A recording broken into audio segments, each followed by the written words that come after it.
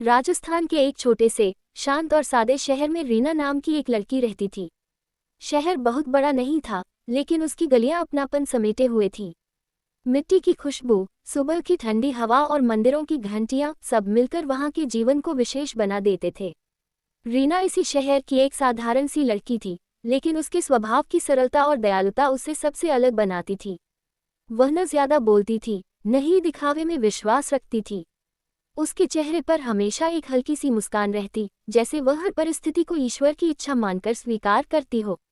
रीना बहुत कम उम्र में ही जीवन की जिम्मेदारियों को समझ गई थी। उसके माता पिता अब इस दुनिया में नहीं थे। एक छोटा सा कच्चा मकान, कुछ पुरानी यादें और ईश्वर में अटूट विश्वास, यही उसकी असली पूंजी थी।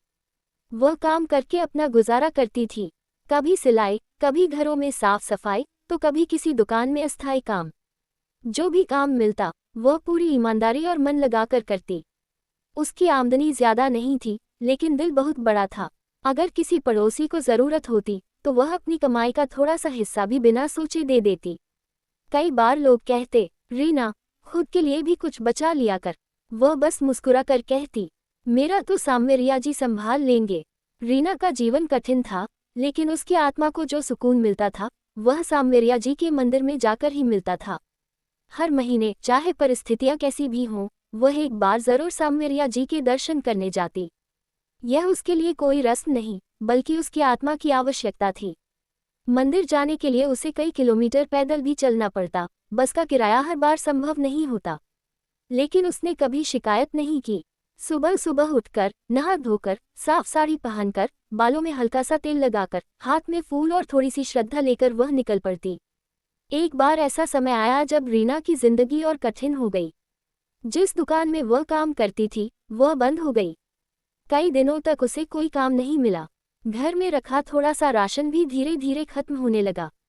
रास्ते में धूप होती, थकान होती, पैर दर्द करते, लेकिन मन में बस एक ही भाव होता, आज सामवेरिया जी के दर्शन होंगे। मंदिर पहुंचते ही उसकी सारी थकान जैसे गायब हो जाती। घंटियों की आवाज, धूप की खुशबू और भक्तों की भीड़, सब कुछ उसे अपने से लगते। वह मंदिर के एक कोने में चुपचाप खड़ी होकर सामवेरिया जी को देखती और मन ही मन कहती, आप जानते हैं, मुझे कुछ नहीं चाहिए, बस मुझे सही रास्ते पर बनाए रखना। कुछ लोगों ने सलाह दी कि वह मंदिर जाना छोड़ दे। जब पेट की हालत ठीक नहीं तो भक्ति बाद में भी हो सकती है। लेकिन रीना के लिए सामवेरिया जी से दूरी संभव नहीं थी। उस महीने भी उसने निश्चय किया कि वो दर्शन करने जाएगी। उसने अपनी बची हुई थोड़ी सी बचत में से बस का किराया निकाला और खाली हाथ, लेकिन भरे दिल के साथ मंदिर पहुंची। उस दिन मंदिर में बहुत भीड़ थी। रीना काफी देर तक लाइन में खड़ी रही। उसके मन में कोई शिकायत नहीं थी, बस आंखों में थोड़ी नमी थी।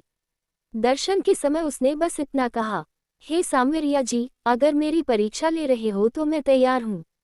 बस मुझे टूटने मत देना। रीना को कभी चमत्कार की उम्मीद नहीं थी। वह जानती थी कि ईश्वर तुरंत सब कुछ नहीं देते, लेकिन सही समय पर सही रास्ता जरूर दिखाते हैं। मंदिर से लौटते समय रास्ते में एक वृद्ध महिला मिली। उन्होंने रीना से बात की और उसकी सादगी से बहुत प्रभावित हुई। महिला ने उसे अपने घर पर काम का प्रस्ताव दिया, सम्मान के साथ, स्थायी काम। रीना की आंखों में आंसू आ गए।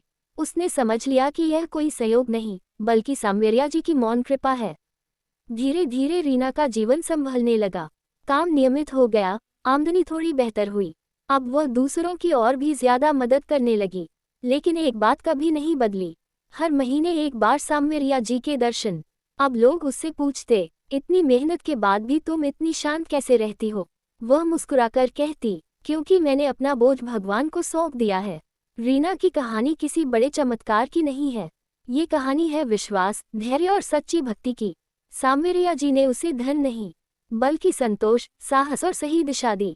और यही सबसे बड़ी कृपा है।